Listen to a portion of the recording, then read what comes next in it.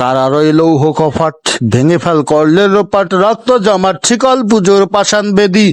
ও ভাই দেখেন এই ভিডিওটা, অর্থাৎ দুটো মেয়ে হেঁটে যাচ্ছিল রাস্তা দিয়ে, বড় একটি মাইক্রোবাসের ভিতরে থাকা একটি লোক মেয়ে দুটোর গায়ে পানি দিল।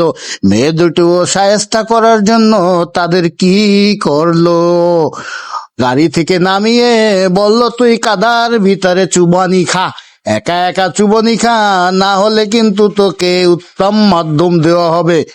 ওই লোকটা গাড়ি থেকে নেমে কাদায় চুবনি দিয়ে মেয়ে দুটিও ছেড়ে দিল। অর্থাৎ দেখেন, কর্মফল তোমাকে ভোগ করতেই হবে, এটাই আমাদের নিয়ম প্রকৃতির। প্রকৃতি কখনো কাউকে ক্ষমা করে না। তুমি যতই অন্যায় করো না কেন, প্রতিশোধ সে নেবেই।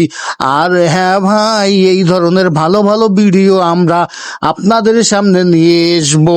আপনারা আমাদের এই ভিডিওকে লাইক কমেন্ট ও শেয়ার করে দেবেন, ভবিষ্যতে ভালো ভালো ভিডিও পাবেন এই প্রত্যয় ব্যক্ত করে আজকের মতো বিদায় নিচ্ছি।